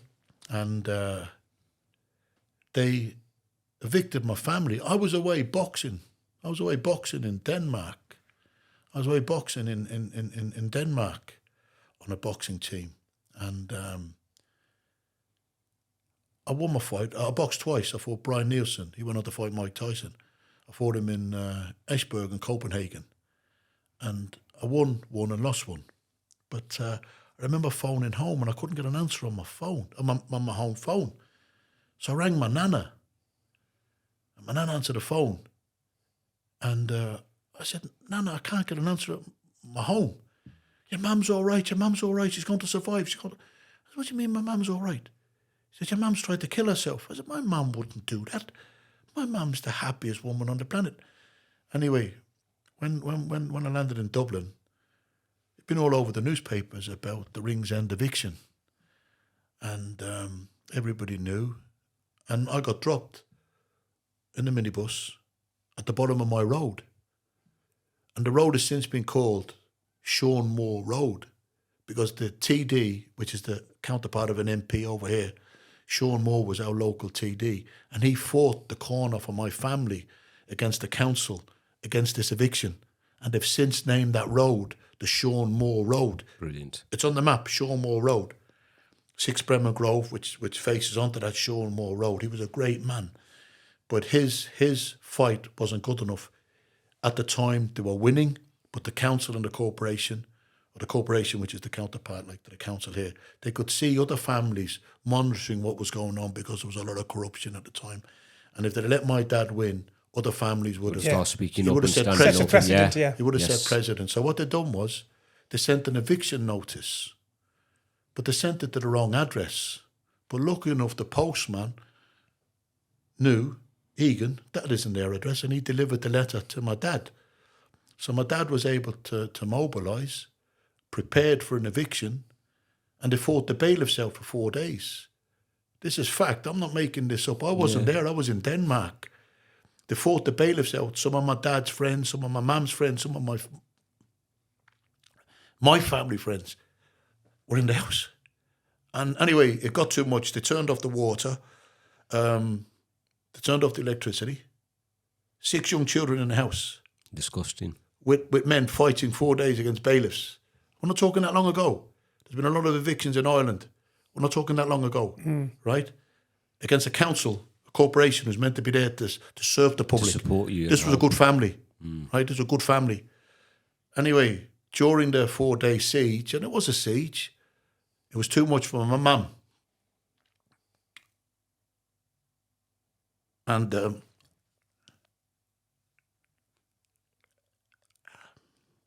Take Take your time, Joe. excuse me. Don't worry. She thank you, Raj. She cut her wrists. She cut her wrists and stuck a knife into her stomach. I'm okay, pal, thank you. She cut her wrist and stuck a knife into her stomach. And my youngest brother, Conley, witnessed that. He was trying to hold her hand. I wasn't there. I didn't see this. But my nana's telling me on the phone. So when I got back into Dublin, and the minibus dropped me at the bottom of our road, which has since been called Sean Moore Road, I had my sports bag and my suitcase, and I ran the length of the road. Well, as you enter Bremen Grove, there's a wall. It's a blind spot as you come off. So as I turned the wall, I saw my dad sitting outside the house in a rocking chair, and all our belongings on the street. People ask me about my boxing trophies. And I had a lot of good boxing trophies. I boxed in London one time, and I got a big tall boxing trophy like that, beautiful, like a really The ones we hold up at the big stunning yeah. trophy, like a pedestal type of thing, you know, with the boxers on top, beautiful. I fought in Fairbairn House, amateur boxing club, and it was the most beautiful trophy. Anyway, when because the bailiffs couldn't get in after 4 days siege, So then the police were called in, the Garda Síochána, which is the Irish police. Now, my grandfather was a sergeant in the Irish police. My dad had no arguments with the police. He had arguments with the bailiffs who were representing an illegal activity, what was being done to us to be evicted. When the police were called in, my dad didn't want to fight the police, especially with his father being a sergeant, retired sergeant. So my dad and the men that was in the home, they surrendered. And there's a picture on the front page of the newspaper of my dad shaking hands with the chief of the Garda, because they were disgusted. They were doing a job. They were disgusted having to be brought into this. And they surrendered after 4 days of a siege. But when the bailiffs went in, dirty scumbags at the time, right, they smashed up my furniture, my family's furniture. They smashed up my trophies. People ask me, where's all my boxing trophies? They smashed them. I saw them on the street. But, sorry. No, not at all. So, it hasn't been an easy journey. Yeah. It's been an emotional journey. It's been a hard journey. But the boxing prepared me for a lot of obstacles in my life. I don't think I've ever spoken about that eviction on a podcast. I don't think you have, to be fair. I've seen quite a few podcasts, and we've known each other for a long time. We've known each other, We've been friends a long time, Natch. Well over 15 odd years, and I don't think I know a lot about you, but you've never brought that up, to be fair. So yeah, but there was a lot of good men and women that came to my family's aid, and my dad was since proven to be right in his fight, and Sean Moore, like I said, the name that rode after Sean, and I still have an affection for Ireland. I still love Ireland. There's corruption in all walks of life. Of course, yeah. Do you go back home? I do, yeah. I used to go home 3-4 times a year. My mother passed away. Last year wasn't a good year. My dad passed away on the 24th of April on his 85th birthday. And then my mum passed away on the 28th of December last year. So last year, 2022, wasn't a good year. I lost both parents that year. But both of them got to 80. My dad 85, my mum 80. So they had a good life. Blessed with a good life, and hard life. Yeah. Hard life, but a good life. My mum could make a feast out of nothing. We have a joke in my family. Beans was a staple part of our everyday diet, and you didn't like to match in our house when we were kids growing up to get out the fat that was in the house. But my mum, she was doing curry beans long before Heinz was doing curry beans. You'd have beans on toast, beans beside toast, beans without toast. We hadn't any bread, but she could do a feast out of nothing. Amazing. And she'd make apple pies because we had apple trees in the garden, and she'd make apple pies, and she'd done a great job as a mother. She raised 7 kids with very little. My dad was away.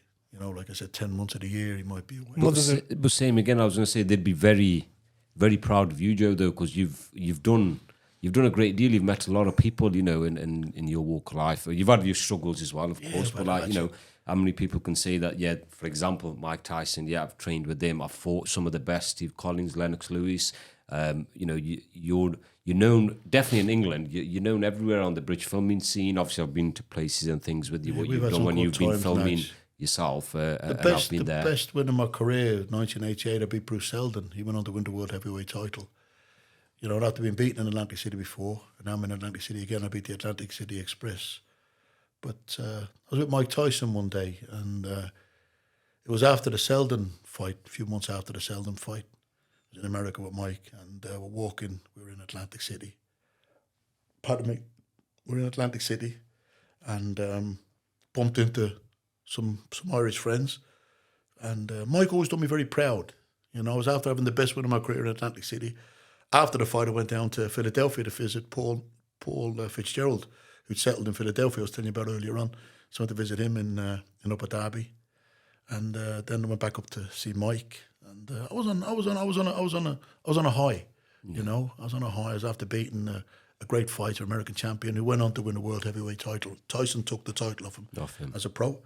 And so me and Mike were in Atlantic City, and we bump into these Irish guys. And I was dressed very well.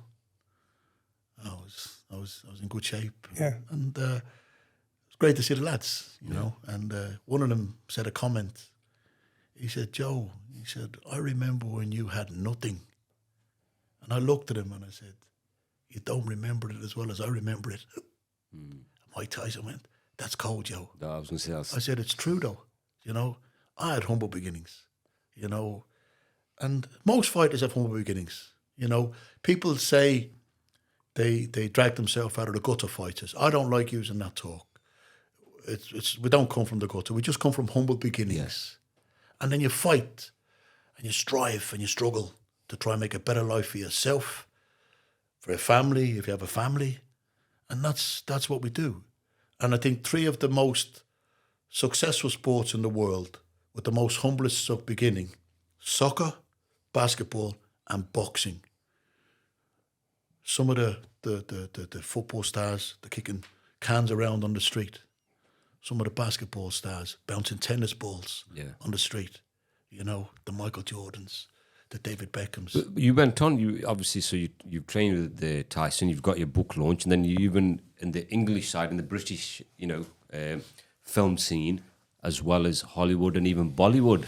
You've had bits with people where you've been always involved, like Hollywood, you've been involved with like Russell Crowe, you've been in Sherlock Holmes. Bollywood side, I think, is it Shah Rukh Khan last time, and then when we went to Jackie very Shroff as fortunate. well. I'm sorry I got a bit emotional. No, not at all. don't Not at all. apologise. I started telling a story, and I got back to that story. When Mike visited my mother in Dublin, right, when we were worried about the cancer scare, I deterred from that story. So me and Scott Welch and Mike have arrived at my auntie's house. And Mike embraced my mother, who was a fragile woman at the time. And this is a man that can break bones with punches. He's embracing a fragile woman. Anyway, they got talking about birthdays. My mum's birthday was the 12th of July. Mike's is the 30th of June. And they're both of the same birth sign, Cancer. So Mike said, Mrs. Egan, he said, I remember on my 18th birthday, we were with Mike. I was with Mike when we were 17. He said, you sent me over a shoebox with some potato chips in the shoebox. It would have been Irish potato crisps. He said, some money in an envelope. It would have been very little money. And some sweatshirts. It would have been second-hand sweatshirts out of a jumble sale. And my mum looked at Mike and she said, you remember that, Mike? He said, Mrs. Egan, he said, very few people have given me anything in my life. Wow. Yes, I remember that. Scott Welch got choked up. He had to leave the room. This is a powerhouse of a man. He had to leave the room. I broke down crying. My mum started to cry. Mike's embraced my mum again, and he looked at me, excuse the language. He says, Joe, motherfucker, you're always crying. You know, he made me cry so many times. But for a man that could have been a billionaire athlete, Yes. remembering 22 years previous, a couple of packets of crisps, a couple of pounds in an envelope, and a couple of second-hand sweatshirts. Can any of us remember what we got 22 years ago? 100%. It shows you the humble beginnings that he had. Now I had humble beginnings. Nothing compared to him. He was running the streets at 10 years of age, fending for himself. He found a dead body hanging in a warehouse in Brooklyn. He lived in an area called Brownsville in Brooklyn. I lived in Brooklyn. I lived in Bray Ridge. And Brooklyn is a nice suburb of New York. But Brownsville is a very rough, dangerous part of Brooklyn. And Mike, as a child, was running them wild streets, fending for himself. His introduction into the world was a lot harsher than mine. And mine was hard. His was... listen, I'm surprised that he made it into the age that he made to win. He's the still world alive, heavyweight it's title. true, because To of this natural day, crime on the streets and and I hope he still has a lot of years left in him. I love the man dearly. But when my boxing finished, I was in sort of limbo land, and I didn't know what to do. I had the safety net of security, as I said earlier on. But when I met Cass and he published a book, me and Cass became friends. And he had a movie made about his life called Cass. And he gave me a part in the movie. Couldn't see you in there, weren't you? Yeah. He let me play the landlord of the Britannia pub. And we done the film. I met the actor Tamer Hassan on the film. And Tamer's a great British actor, great guy. And he took a shine to me. He said, Joe, you got a great presence on screen. He said, do you fancy an acting career? And I joke with people. I say I acted my way through a boxing career. I said, I'll give it a go, Tamer. And he introduced me to his agent. His agent said they're casting for a fight scene in a movie called Sherlock Holmes, a character to play Mac Murdoch to fight Robert Downey Jr. I said, sound, I've never done any fighting acting. That's Iron Man for you guys out there now. Yes. Iron Man. Yeah. Iron Man. Anyway, I've done a couple of adverts on television in Ireland. I've done a Lions Teabag advert and a Murphy Stout advert. I was a big fish in a small pond. And Yeah, you definitely outgrew Ireland a long time ago. yeah, but I've been Irish champion and I'm well known in Ireland. And I don't drink tea and I don't drink beer. I'm an Irish man that doesn't drink alcohol. People used to say to me, you don't drink alcohol. What sort of an Irishman are you? And my dad used to say I was a failure as an Irishman because it's expected of the paddies to drink. I've just no interest in alcohol. Anyway, I went for the casting for the Mac Murdoch part. The casting agent said, look into the eyes of the camera, give an intimidating stare and say the intimidating line. So I did it and they went, wow, you've got an amazing intimidating stare. I said, I've had to look into the eyes of Mike Tyson. And all I was trying to intimidate them. To intimidate a couple of casting agents is no problem. Anyway, I got the part and I had to go to the read-through in Claridge's Hotel. And my friend Richard Grimes, he brought me down to the read-through in London, to Claridge's. And Richard's in the room. We're in a big room in the Claridge's Hotel, massive big oval table. My nameplate, Joe Egan, next to Jude Law, next to Robert Downey Jr., next to Eddie Marson, who plays Lestrade, next to, what's the lady's name? Rachel McAdams. She went on to win the Academy Award for Southpaw, right? Sitting opposite Guy Ritchie, Joe Silver, the CEO of Warner Brothers, all the hierarchy of the cast and the crew and everything. It was incredible. My nameplate sitting there. Yeah. So they've all introduced themselves. And Guy looked over and he said, Joe, I've been trying to get you in one of my movies for a long time. And I went, no way. This is Guy Ritchie. Guy Ritchie. I went, no way. I couldn't believe that he knew me. Robert Downey Jr. leaned in, this is Iron Man. Yeah. And he went, Joe, you come with a fearsome reputation. I'm even talking about it like, they knew me. But they knew me through Mike Tyson. Everybody knows Mike Tyson. And as it turns out, Robert Downey Jr. is great friends with Tom Patty, who's Tyson's stepbrother, who I grew up with as well in the Catskills. He was a great guy who's into politics now in America and would and could one day be the president of America. Oh, so you interesting. remember Tom Patty. Tom Patty. You heard it here first, guys. Tom Patty. He's mentioned in your book as well. I had to read of your book. Incredible man. A Golden Gloves winner, never went professional, but a very conscientious, decent human being, the way a politician should be. Caring, genuine person. And I think if his career goes the way it should go, he could become the president of America. Brilliant. Right? And who knows? Who knows? Anyway, we travelled down in the minibus to do the practice fight. The guy said, how are things, Joe? I said, things are okay, Guy. I'm making ends meet. He said, has your agent told you how much you're getting for the fight scene? I said, Guy, I never even asked. I'm just so honoured to be in your film. When he told me how much I was getting for the fight scene, it was more than I got in any of my professional fights. Yeah. I was deadly serious at the time. I said, Guy, for that money, I said, Robert Downey Jr. can really hit me. No stuntman needed. And you can kick me as well, Guy, if you want to. I'd have took a bad beating for that money. Yeah. They could have hospitalised me for that money. You know, I've been in hospital for a lot less, you know. So he took a fit of laughing. He said, Joe, I don't want you being beaten up. I said, Guy, like I said, I've been beaten up for a lot less. I'd do a few weeks in hospital for that money. Anyway, I didn't have to. I didn't have to get beaten up in the film. He gave me a part in the prison scene that wasn't in the script, to where I get called my own name. I get called Big Joe. Big Joe, yeah. By an Academy Award winner in a Warner Brothers movie directed by Guy Ritchie.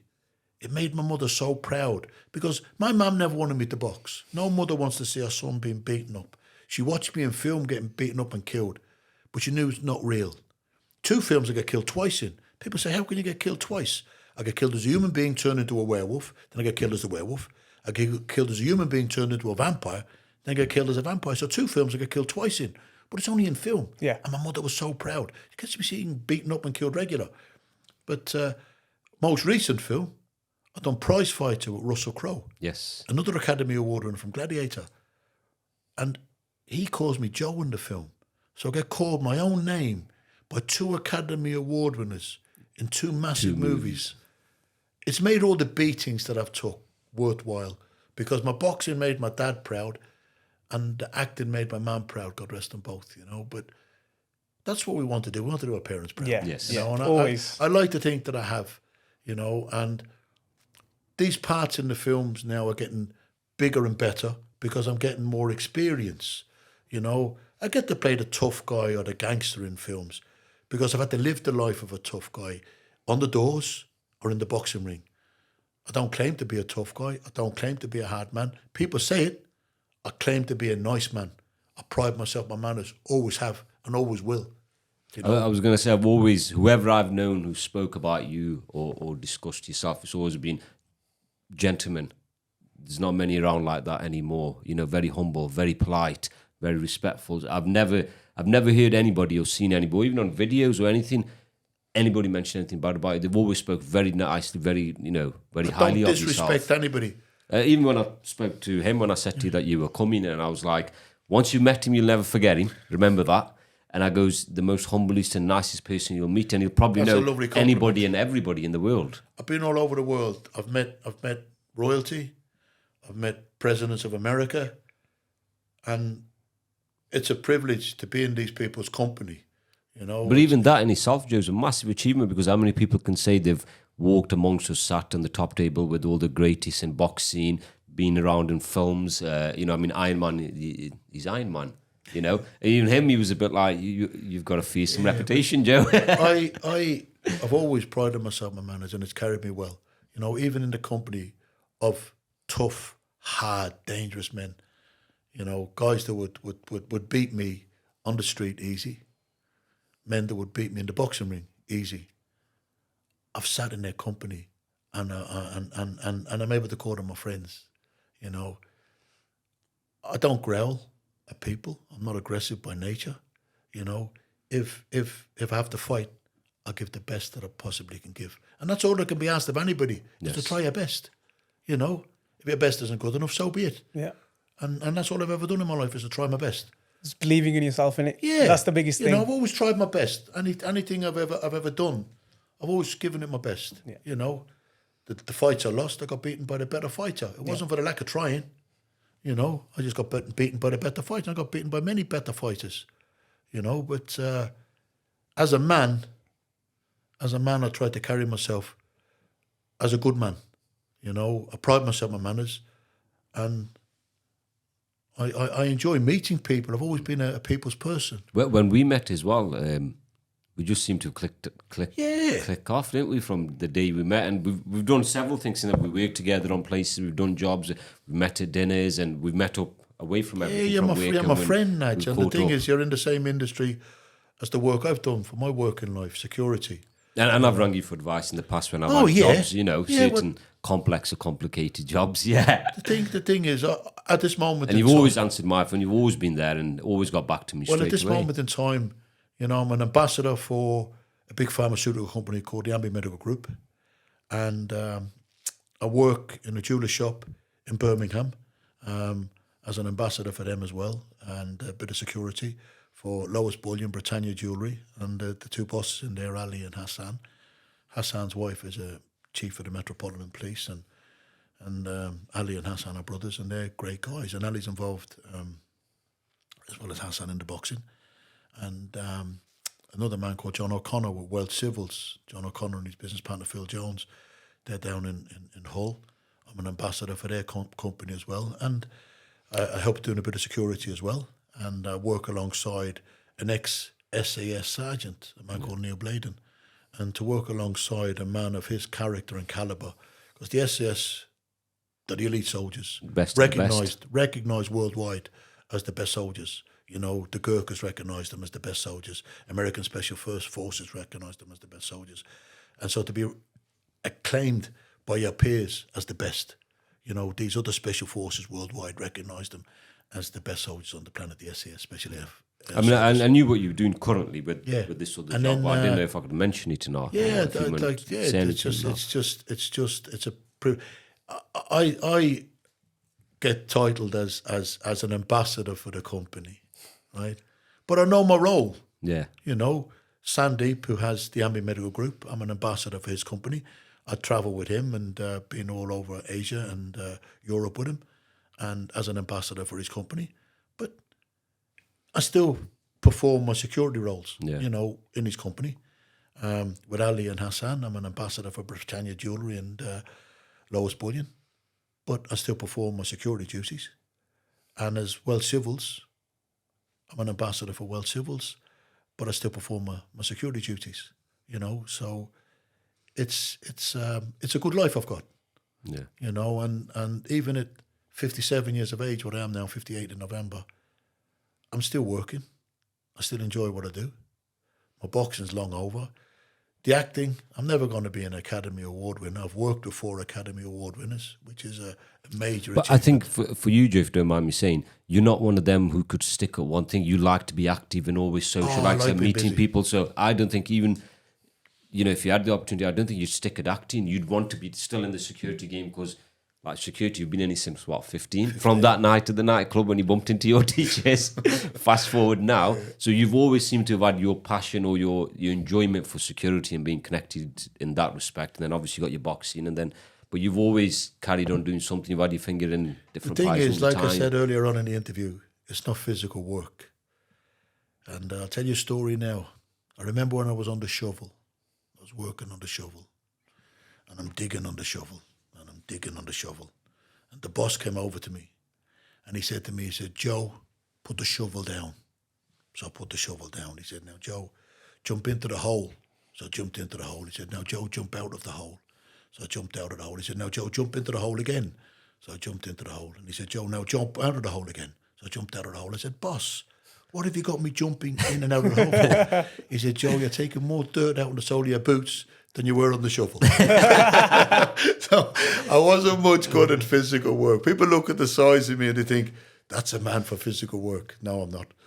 I'm not built for physical No, but you've always kept busy, haven't you? I like to be busy, but not too much with physical work. Which takes me sort of... I'll supervise doing security, Yes. the men doing the physical work. No problem. I don't think we'd want you to get involved. It'd be a bit naughty by I'm that not much time. good at physical work.